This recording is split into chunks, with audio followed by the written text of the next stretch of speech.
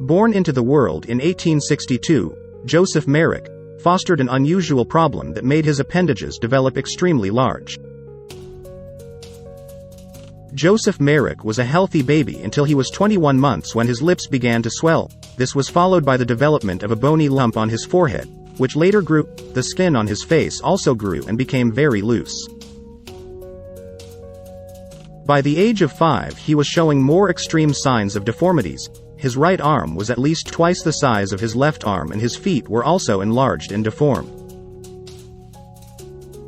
He had an awful childhood. As his deformities got worse, he found a job at a cigar shop. It became too difficult for him, rolling cigars with his large right hand. His father arranged a hawker's license so he could sell gloves as a door-to-door.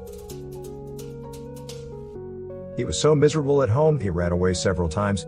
His uncle Charles, he let Joseph live with him and tried to help him with his business selling gloves. His license was revoked after 2 years due to customers being scared of him. At 17, with no way to support himself, Merrick was forced to the dreaded Leicester workhouse. It was a Victorian institution for the poor. It was cruel and a tough place to be. Merrick was forced to spend 5 years in what was said to be a hellhole. He joined a sideshow attraction in 1884 where he was accepted within the community and treated extremely well. Merrick felt the only way to make money was to join the circus. He contacted Tom Norman and went to London. People believed he was mentally handicapped. That wasn't the truth. Self-taught how to read and write. He couldn't speak due to deformities.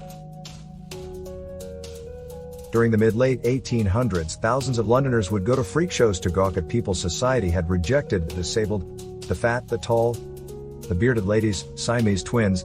But nobody had a person on stage quite as incredible as Merrick. There has been a lot of debate about whether Norman was using or abusing him. Merrick made a lot of money starring in the shows, but Norman made more. Whatever the truth, Merrick never experienced freedom. It's believed that Joseph suffered from Proteus syndrome and not elephantitis. Proteus syndrome is a rare disease that causes overgrowth of bones. As Merrick was working on the sideshow, he lived near the London hospital and, thankfully, he came to the attention of surgeon Frederick Treves, who was intrigued about the Elephant Man and asked if he could inspect Merrick's body. Merrick agreed to examine and found areas that were very extreme. There were bony protrusions and swellings covering much of his body. He also suffered from physical and emotional pain. He had tumors and his leg became worse. He had to use a cane to walk. Treves stayed in touch with Merrick, even after the freak show closed in London and moved to Belgium. But life in Belgium wasn't any better than London. His new manager abandoned him. He was robbed and left homeless in a country where he knew nobody. He managed to get himself back to England, where he went to see the one person he felt truly cared about him. By 24, his health declined, and Treves made sure he was able to live at the hospital. Treves set up donations for his special medical care. During the 4 years he spent at London Hospital, he was visited by several famous people from the theatre. People showed support for him, so many used for entertainment. By then, public opinion had turned against freak shows, which were seen as cruel. Merrick passed away at the age of 27. He died in his hospital bed on April 11, 1890, from asphyxia while he was asleep. It's believed he tried to sleep lying down on his bed, which caused his head to fall at an angle that dislocated his neck. Merrick's remains were buried on April 24, 1890.